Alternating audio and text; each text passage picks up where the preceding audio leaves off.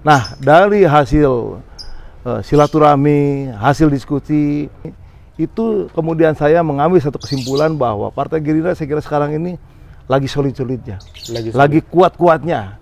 Dan saya yakin serta percaya bahwa ini semua akan menjadi modal yang sangat besar ya untuk pertarungan ataupun kompetisi ya di Pilkada tahun 2024 nanti. Itu keyakinan saya.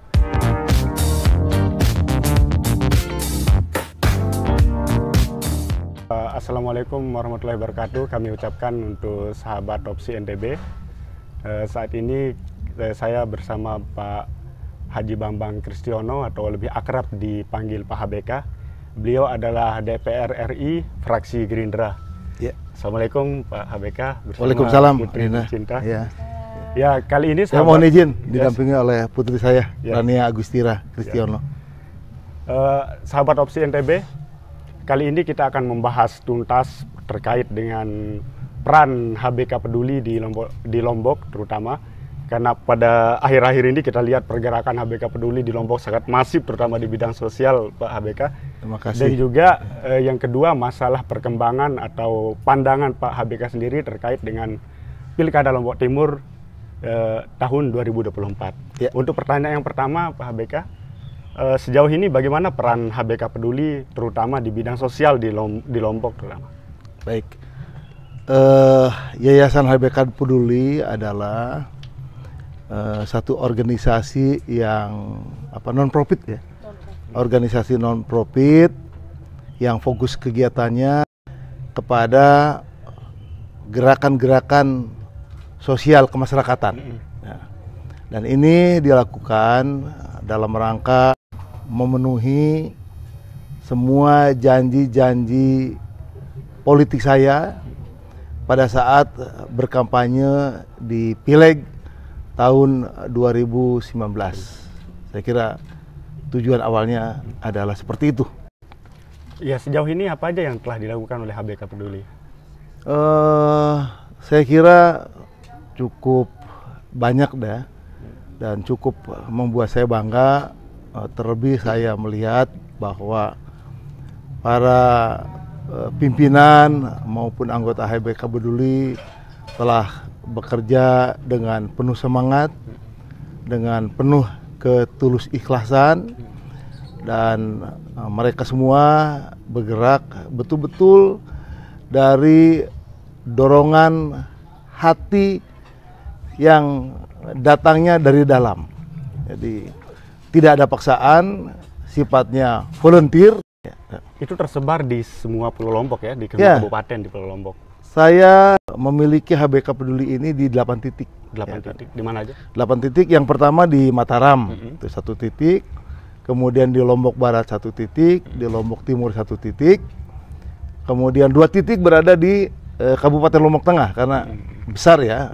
Jadi ada HBK Peduli Lombok Tengah bagian selatan, dan ada HBK Peduli Lombok Tengah bagian utara. Kemudian yang terakhir ada 3 titik di Lombok Timur, karena Lombok Timur ini secara geografi lebih luas, juga demografinya lebih luas. Jadi khusus di Lombok Timur kita ada 3 titik, ya kan? Dimana setiap titik itu kita lengkapi dengan mobil ambulan yang saya lihat sampai saat ini sangat giat untuk menjemput maupun mengantarkan warga-warga yang mengalami musibah ataupun sakit, baik ke rumah sakit maupun ke tempat-tempat mereka tinggal. Ini sangat aktif, ya kan? Pergerakannya terus-menerus, dan yang paling penting ini gratis. Ya kan? Gratis dalam memberikan pelayanan kepada masyarakat. Ya kan? Tuh. Ya, kita tahu sekarang Pak HBK di media sosial juga sangat masif uploadan teman-teman HBK Peduli ini kan, terutama di bidang sosial Pak HBK. Baik. Lalu rencana besar apa yang belum dicapai oleh HBK Peduli sampai saat ini? Ya, tentu saja saya ingin meningkatkan ya, baik secara kualitas maupun kuantitas daripada pergerakan HBK Peduli ini. Sebagai contoh, hari ini kita mampu memberikan bantuan telur ayam segar, ya kan? Itu sebanyak 1.500 butir telur per hari. Per hari itu ya? Ya, per hari. Nah, kita berharap ke depan mungkin bisa kita tingkatkan lagi jumlahnya menjadi 2.000, atau kalau mungkin juga bisa 2.500 atau sampai dengan 3.000. Ya. Nah, hal yang kita lakukan khusus untuk telur ini, kalau kemarin kita murni membeli dari para peternak, ya kan.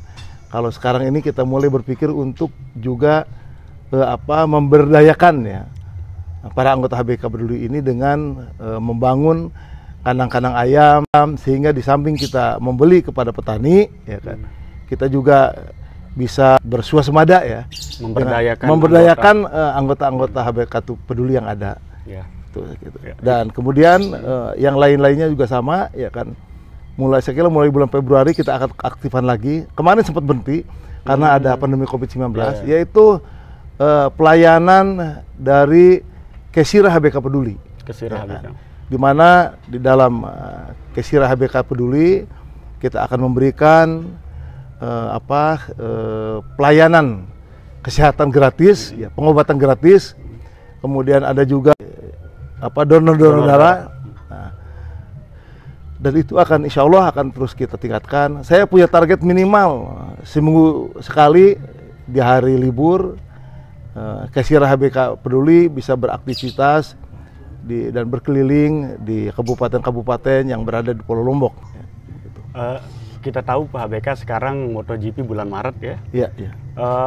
Apa peran HBK Peduli? Apakah ada rencana HBK Peduli berperan untuk mensukseskan MotoGP pada Maret mendatang? Oke. Tentunya kita berharap bahwa pagelaran ini satu pertaruhan menurut saya. Kita harus dukung penuh. Kita ingin juga selain MotoGP ini bisa sukses, ya kan. Saya juga ingin klub sepak bola yang saya bangun juga bisa sukses. Artinya begini, ya kan.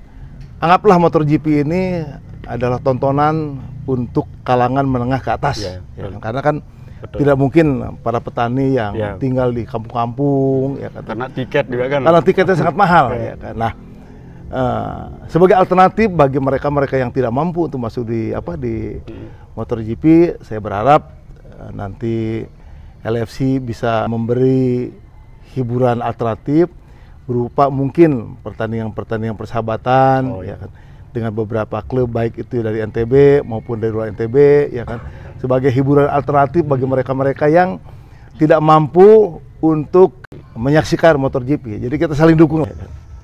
Itu juga jangan dipikir ini pemisahan ya. Justru ini ada mensinergikan. Ya kan? Supaya semua masyarakat bisa bergembira. Sama-sama hiburan ya. Ya karena sama-sama hiburan. Sama-sama hiburan. Iya. Itu perbincangan kita sama Pak HBK terkait dengan peran HBK Peduli selama ini, dan kita tunggu rencana besar atau kegiatan besar HBK Peduli di kemudian hari, di selanjutnya. Selanjutnya kita masuk ke tema yang tidak kalah penting ini Pak HBK. Ya. Kita tahu sekarang di Lombok Timur sedang panas sekarang ini isu pilkada. Oh, iya. Ini sedang panas baik di media sosial maupun di media mainstream. Iya. Calon-calon mulai bermunculan. Iya. Dan sampai saat ini memang Pak Haji Hairul Warisin menjadi salah satu kandidat terkuat di sini. Karena memang Gerindra juga sudah mengetok palu bahwa untuk mencalonkan Haji Iron nanti pada pilkada 2024. Betul. Tapi sebagai politisi senior, Pak HBK bagaimana memandang perkembangan politik di Lombok Timur, khususnya di tahun 2024 nanti?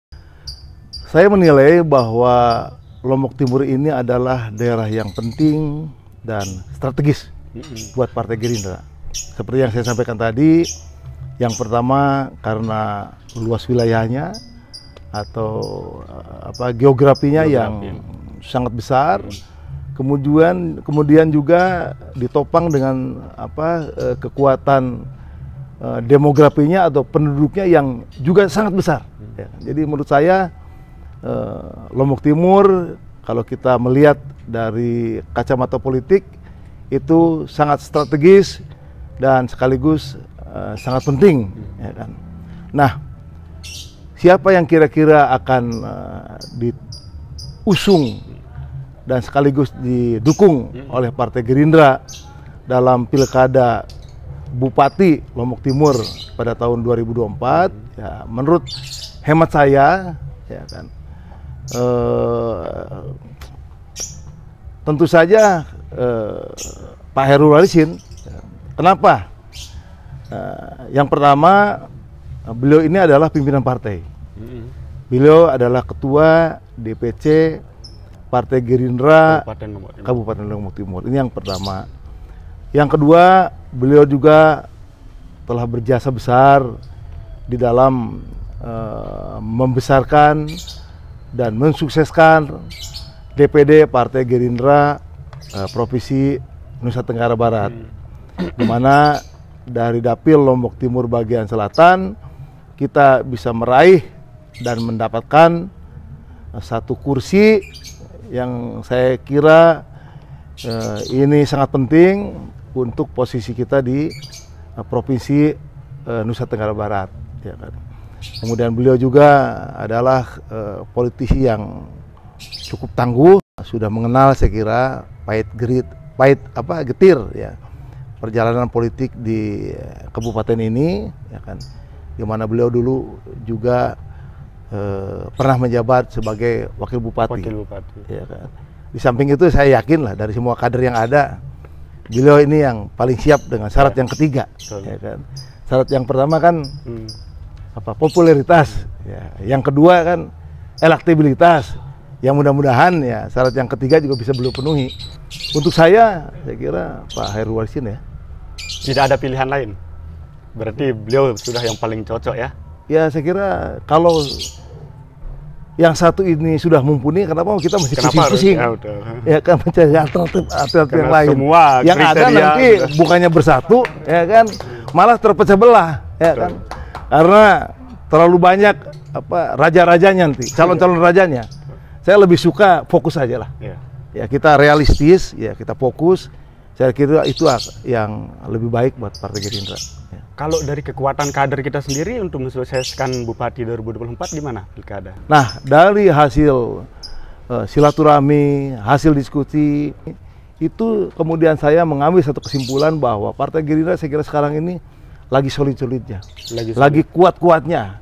Dan saya yakin serta percaya bahwa ini semua akan menjadi modal yang sangat besar ya untuk pertarungan ataupun kompetisi ya di pilkada tahun 2024 nanti. Itu keyakinan saya. Berbicara modal Pak BK sedikit sebagai penutup. Ya. Sekarang santer beredar isu organisasi, salah satu organisasi terbesar di Lombok yakni NW katanya bergabung sama Gerindra, betul nggak? Saya kira betul ya kan, dimana menurut saya NW ini bukan sesuatu yang baru ya di Partai Gerindra. Karena kalau lihat sejarah pergerakan Partai Gerindra di Nusa Tenggara Barat di awal-awal dulu kebangkitannya itu banyak ditopang, banyak didominasi dan banyak digerakkan oleh kader-kader serta elit-elit Nahdlatul Wathon, ya kan. Kita paham satu sahabat saya, saudara saya, Bapak Tuan Guru Dr. Muhyi Abidin. Beliau adalah pimpinan atau elit Nahdlatul Wathon yang menjadi ketua DPD Partai Gerindra Provinsi NTB yang pertama. Dan sekarang setelah saya menjadi anggota DPR RI, kemudian silaturahmi itu kita rajut kembali, ya. Hubungan kekeluargaan itu kita bangun kembali. Dan alhamdulillah di kepengurusan yang tahun 2021 yang lalu, ya kan, di 2021 yang lalu, kemudian beliau sepakat untuk kembali ke rumah besarnya, yaitu Partai Gerindra. Jadi bagi saya Tuan Guru Dr. Muhyi dan keluarga besarnya dengan adik-adiknya itu bukan orang baru. Ya. Beliau adalah tokoh-tokoh Gerindra pertama, ya kan, yang berjuang untuk membesarkan dan memajukan Partai Gerindra yang berada di Provinsi NTB. Ya, jadi beliau bukan orang baru buat saya. Ya, ini sahabat lama, nih, keluarga lama. Ya kebetulan sekarang ini kita bersepakat untuk NTB yang lebih baik, ya kan? Untuk NTB yang lebih maju, ya kan? Kemudian beliau kembali ke rumah lamanya, ke rumah besarnya, dan sekarang bersama-sama kami dari Partai Gerindra sepakat untuk berkolaborasi, untuk saling mendukung, saling memperkuat. Ya, mudah-mudahan dengan keterlibatan dan pelibatan